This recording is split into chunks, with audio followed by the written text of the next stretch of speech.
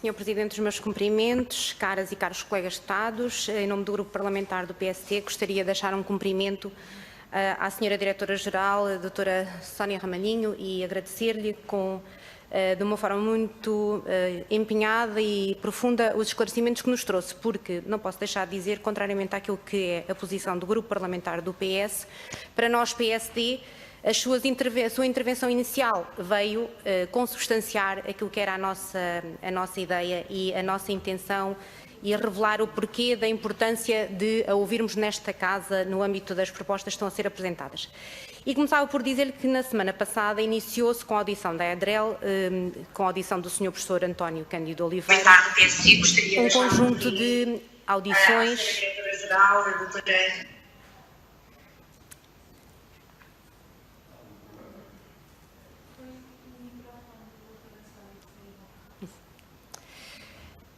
Um conjunto de audições, como estava a dizer, de interesse relevante para ouvirmos entidades de interesse relevante na análise das diversas iniciativas apresentadas à Assembleia da República relativamente à criação de freguesias, decorrendo hoje o segundo grupo de audições, da qual faz parte a DEGAL. E dizer neste domínio de que, quando à definição do grupo de entidades a ouvir, o Grupo Parlamentar do PSD, como eu já disse no início, entendeu ser relevante e fundamental a audição da LEGAL. Relevância é essa consubstanciada por vários motivos, desde logo pelas suas competências no domínio da administração das autarquias locais, mas acima de tudo e fundamentalmente pelo papel por ela desempenhado em 2013 e 2014 no âmbito da reorganização administrativa ocorrida à época, em função do necessário acompanhamento técnico do processo. E sobre esta matéria gostaria de sublinhar este ponto porque a importância do papel da DEGAL no processo de reorganização administrativa de 2013 no seu acompanhamento técnico junto das freguesias agregadas, papel que consideramos ser único e que, por força das funções que a DEGAL desempenha, veio a vir ser demonstrado. E por isso começava precisamente por 2013, recordando aquela que foi uma reforma territorial das freguesias que foi imposta pela Troika, pela mão do governo de José Sócrates, tendo sido incluída no memorando de entendimento, passando a ser um compromisso nacional, assumindo assim, neste momento, no momento em que a maior fragilidade económica e social de Portugal atravessou nos últimos tempos. E é preciso, neste contexto de obrigatoriedade, um contexto de obrigatoriedade de implementação de uma lei, que surgiu a Lei 56 de 2012 e a Lei 11A de 2013, que traziam consigo algumas questões e que depois, muitas delas eram de natureza técnica, de natureza política, mas eram, acima de tudo, transversais a todo o país. Eram questões simples, eram questões que careciam de resposta, apesar da sua simplicidade. E eram questões tão simples como é que iria ser o número de identificação fiscal das freguesias agregadas, como é que nós poderíamos fazer a prestação de contas, como é que o orçamento das freguesias agregadas podia ser elaborado e como é que, por exemplo, o património das freguesias podia ser registado e comunicado à tutela. E foi neste enquadramento que mais tarde, consequentemente à publicação das leis que já referi, foram publicadas e aprovadas, neste caso, uma outra lei, a Lei 81/2013, e neste âmbito sublinho aqui também uma norma muito importante que permitiu às autarquias perceberem qual é que era o caminho a seguir em algumas questões, que foi a resolução do Tribunal de Contas acerca da remessa das contas das freguesias, objeto de reorganização administrativa.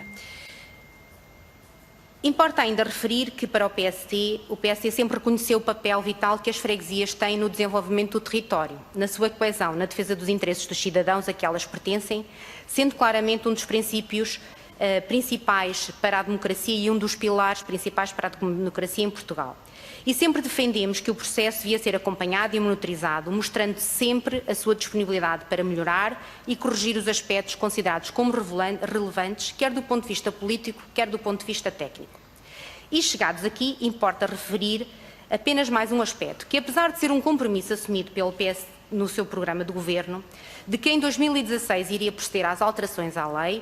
ainda que durante esse mandato, o que é certo é que só a 28 de dezembro de 2020 é que apresentou na Assembleia da República a proposta de Lei 68, o que implica que a mesma seja discutida e votada no ano de eleições autárquicas. Como no passado, o PSD manifesta a sua disponibilidade para contribuir para a discussão e reflexão de vários aspectos técnicos e políticos que as propostas das diversas iniciativas transportam, bem como sobre as alterações necessárias à mesma, caso se verifique ser necessário. E neste contexto, e tendo como linha de fundo que a Direção-Geral das Autarquias Locais tem como missão concepção, estudo e coordenação e execução de medidas de apoio à administração local e ao reforço da cooperação entre esta e a Administração Central, destaco também aqui, conforme consta no Decreto Regulamentar número 2/2012, 16 de janeiro, alterado pelo Decreto Regulamentar número 6, 2014, 10 de novembro, a sua missão e as suas competências que, dentro das quais, e permitam-me que as sublinhe,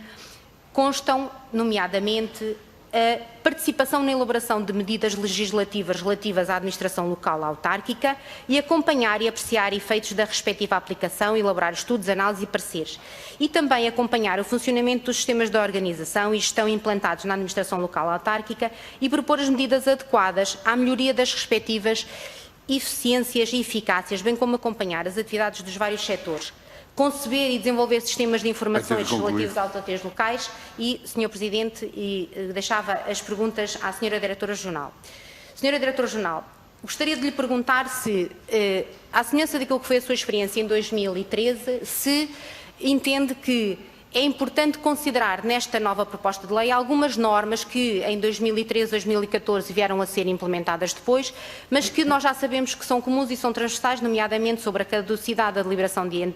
deliberações anteriormente tomadas, sobre os emolumentos, sobre a contabilização dos atos de despesa. E uma segunda pergunta e última, e peço sobre benevolência, Sr. Presidente. Na sua opinião, importa que esta lei considere esses normativos que, à semelhança da Lei 81/2013, foram considerados, ou devemos deixar para mais tarde esses normativos?